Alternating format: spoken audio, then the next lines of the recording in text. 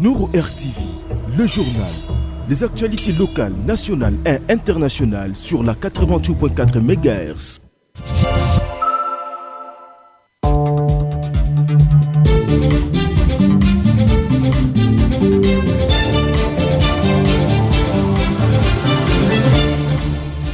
Bonjour à vous tous qui êtes branchés à la meilleure des radios Nourou FM. Bienvenue à suivre cette édition d'information dont voici les titres.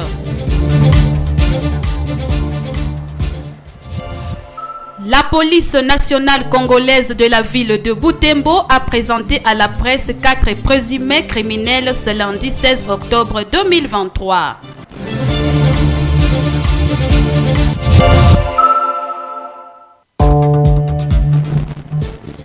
Dans une interview à la TV5 Monde lundi dernier, le président de la CENI, Denis Kadima, a rassuré que l'enrôlement aura lieu dans les deux territoires de l'Est en conflit avant le 20 décembre, car il y a espoir de rétablir la paix dans un bref délai.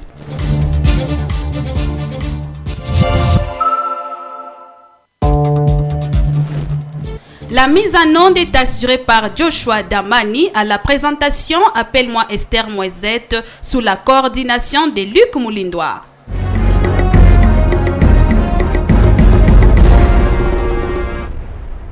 Dans une déclaration rendue publique ce mardi 17 octobre, les collectifs des mouvements citoyens et groupes de pression de la province du Nord Kivu dénoncent ce qu'ils qualifient de complicité de la force régionale avec les terroristes du M23 dans des zones occupées.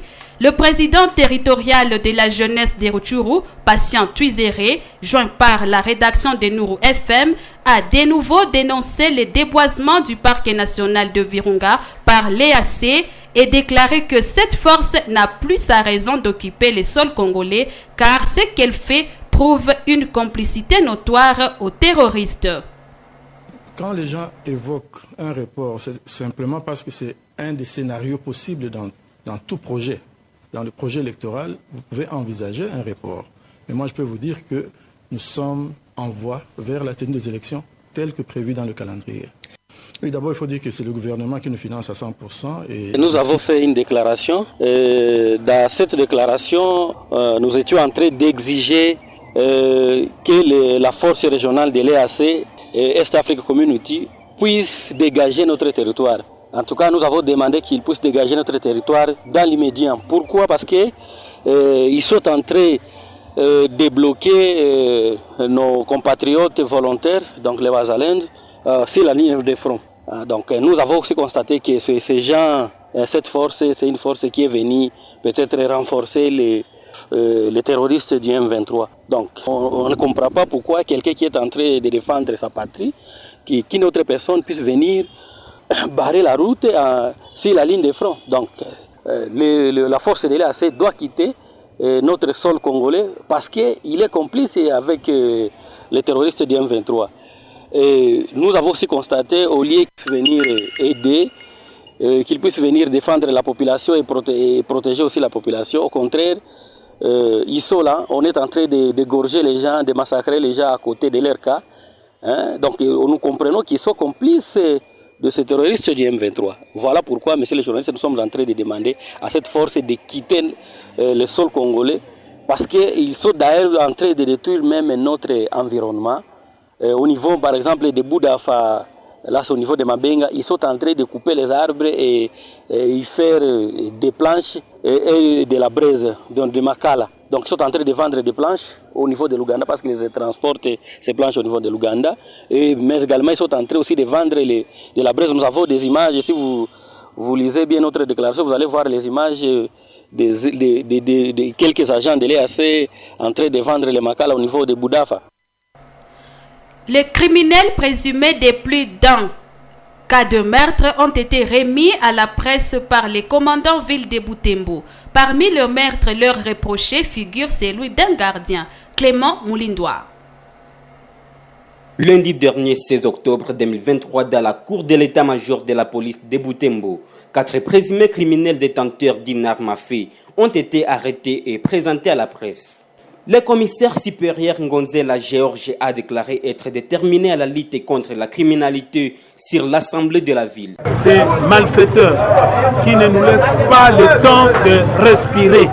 Donc c'est pour dire que nous demandons à la police de continuer, puisqu'il y a encore beaucoup de criminels qui courent la rue. Selon le commandant ville de Butembo, la sécurité n'est pas l'affaire seulement de la police, mais c'est l'affaire de tout le monde. Il a demandé à la population d'être très vigilante. Il a également signalé qu'en cas de problème, la population doit informer la police en temps réel pour que le pire ne puisse pas arriver.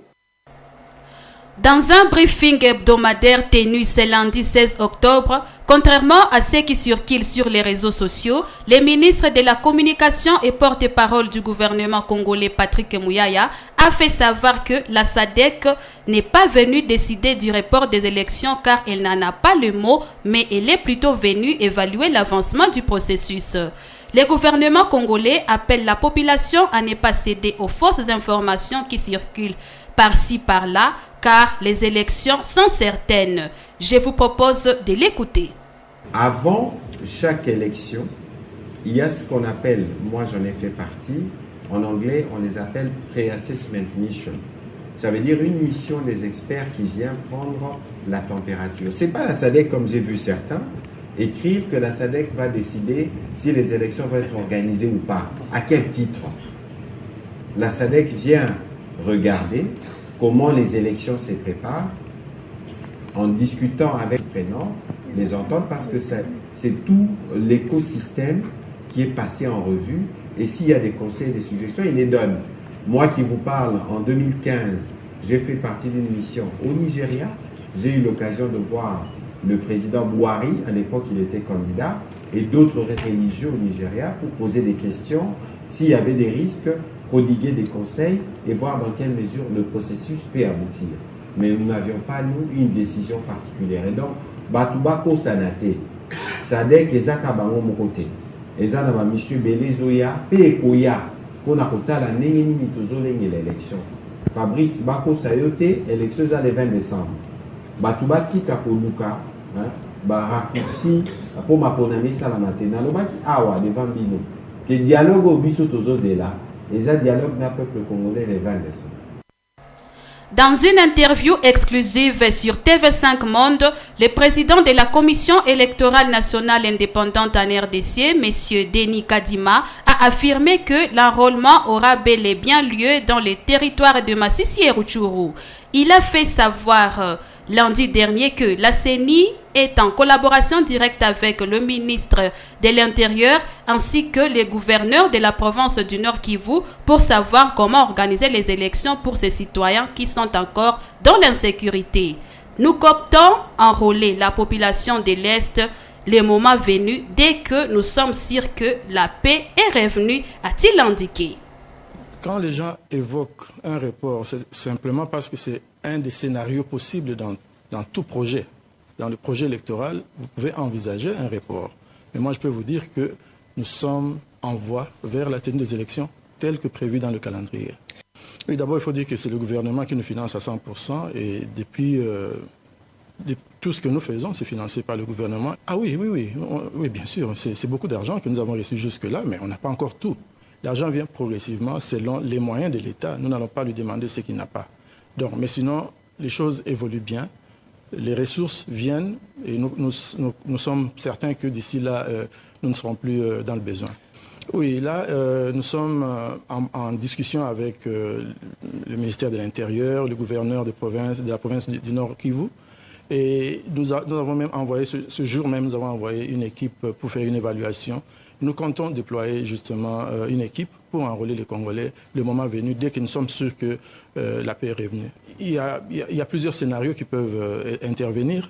Soit nous avançons et ils nous rejoignent plus tard, sinon on les attend, mais on verra. Les attendre, ça signifie on organise les scrutins, mais en tenant compte du délai.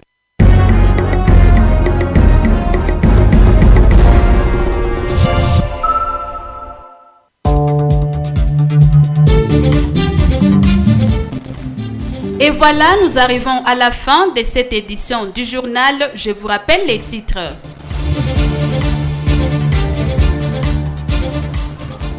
La police nationale congolaise de la ville de Butembo a présenté à la presse 4 présumés criminels ce lundi 16 octobre 2023.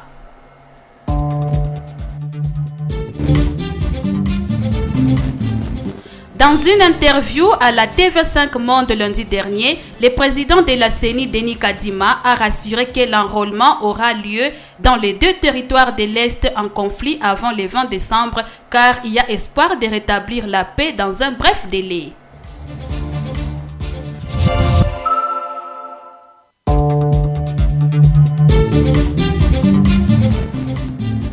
La mise en onde était assurée par Joshua Damani. Esther Moisette jeta la présentation sous la coordination de Luc Moulindois. Dans peu de temps, Viviane Habanza vous arrive avec la version Swahili.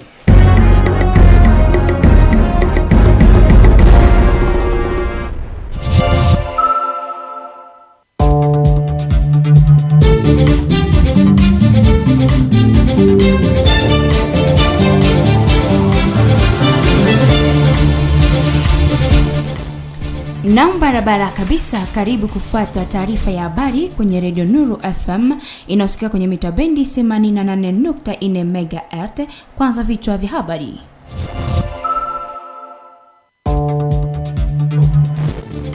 Katika mahojiano ya kipekee kwenye TV5 Monde, presidenti wa tume huru la uchaguzi nchini DRC, Bwana Denis Kadima alithibitisha kwamba kuorozeshwa kwa wapiga kura utafanyika katika maeneo ya Masisi na Ruchuru zinazokuwa na migogoro kabla ya Septemba tarehe 20 kwa sababu kuna matumaini ya kurejesha amani haraka.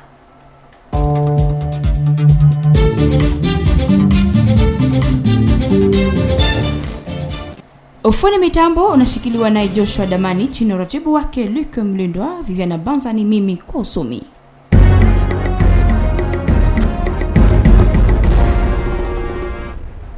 Habari kamili.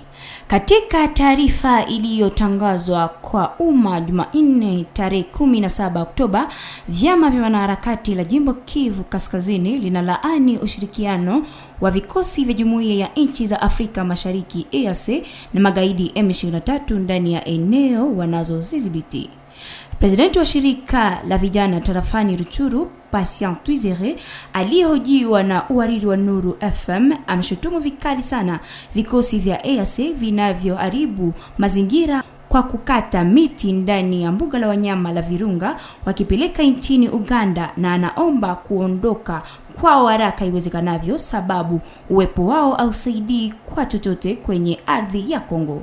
Sisi tuliweza kufanya declaration na ndani ya hiyo declaration tumeweza kuambia waskari wa East Africa Community wa EAC waweze kutoka tarafa letu, kwani tangu biko pale hakuna kazi fulani ambayo walishafanya. Au contraire, wako wanablock wa volontaire patriote wetu kwenye ligne de front. Donc wakati ya mapambano wako nakuja wanabloke, wanakataza, wanafunga njia wa volontaire patriote wetu waweze kugombana na kutosha huyo adui ambaye tuko naye, ambaye ni M23 na Rwanda na Uganda ambayo inaendelea kumsaidia. Ndio maana tumeomba waweze kutoka immediatement kwenye udongo wa RDC.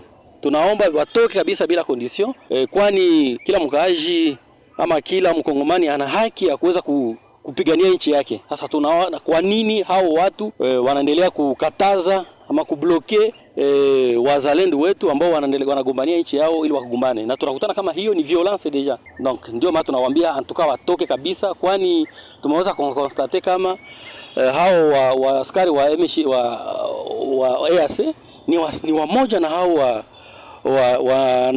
ni wamoja na hao wa M23.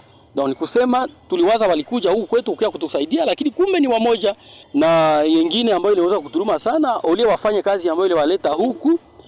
Wanaribisha Parke National de Virunga yetu, wakiexploiter parke yetu, wanadetruire, wanakata mamiti, wanakata mambao, hiyo mambao wanazibeba Uganda na ingine wanatengeneza makala. Ndio maana tumesema hao watu waweze kutoka, kwani tunakutana hawana maana kabisa huku kwetu. Wauaji 4 wa uhalifu katika kesi zaidi ya moja ya mauaji walitolewa kwa vyombo vya habari na kamanda wa jiji la Butembo. Kati ya mauaji walioifanya kuna mlezi mmoja aliyeuawa, Clement Mulindwa. Jumatatu iliyopita Oktoba tarehe 16 mwaka 2023 kwenye makao makuu ya polisi Butembo, watu 4 wanaodaiwa kuwa wahalifu wakiwa na silaha walikamatwa na kuwasilishwa kwa waandishi wa habari. Kiongozi mkuu wa polisi mjini Ngonzela George alisema amedhamiria kupambana na wahalifu katika mji mzima. Wahalifu hawa wasiotuacha kupumua. Ni kusema kwamba tunaomba kwa polisi kuendelea, sababu kuna wengine wauaji wengi ambao wanatembea.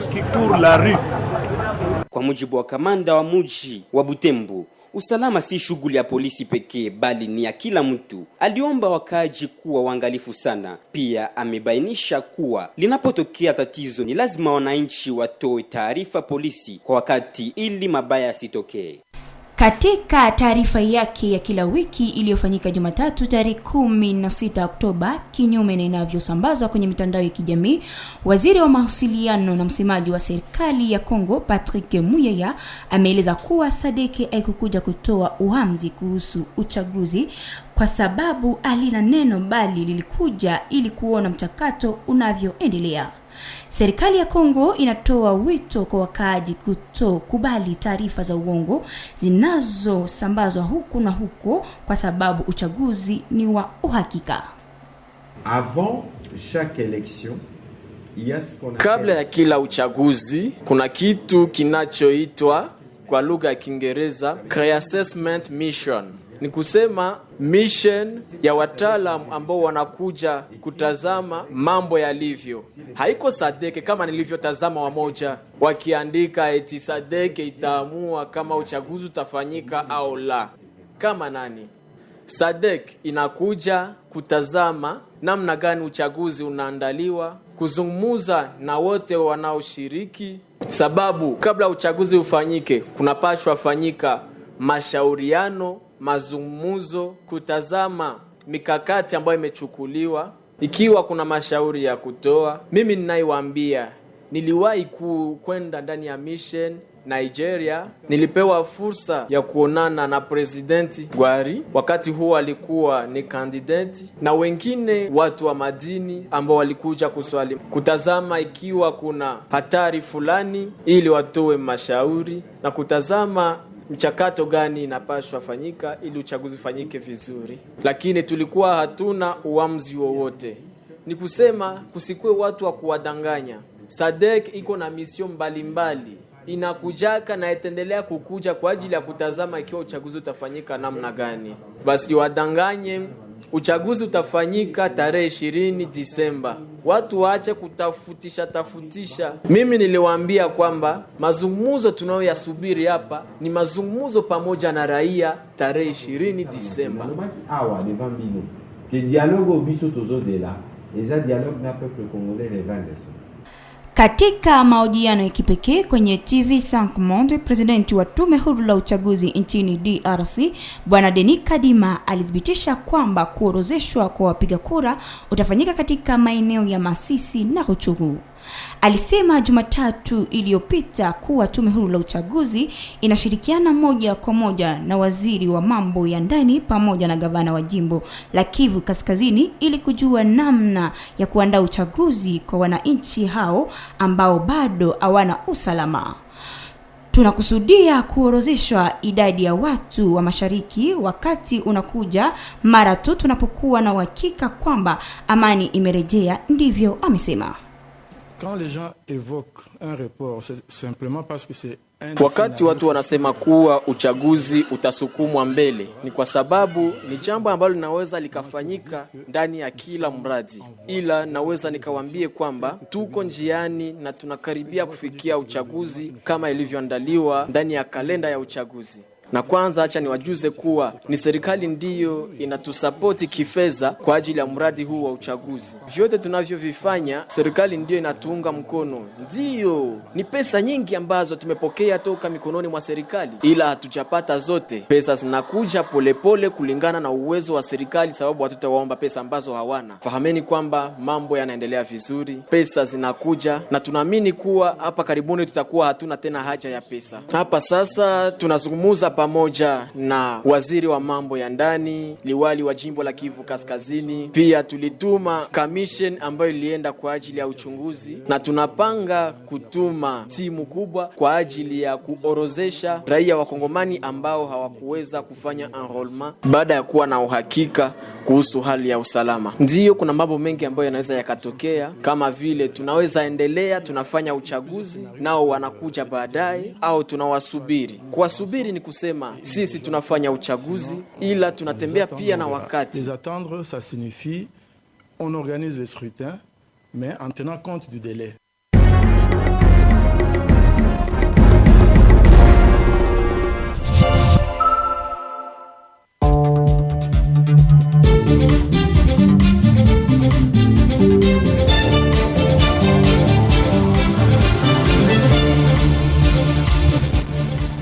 Ni hapa tunafika mwisho kwa taarifa ya habari. Kabla ya kutoka umusijoni, subiri ni wakumbushe yaliyohusu.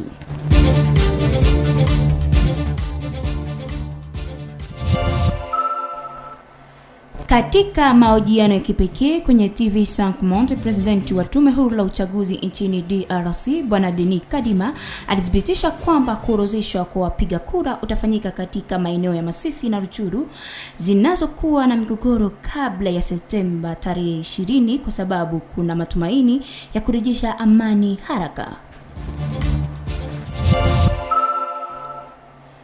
Ufoni mitambo ulishikiliwa vizuri naye Joshua Damani chini ya uratibu wake Luke Mlindwa. Kwa usomi ilikuwa mie Vivana Banza. Basi na wagani kwa takia kila laheri na fanaka.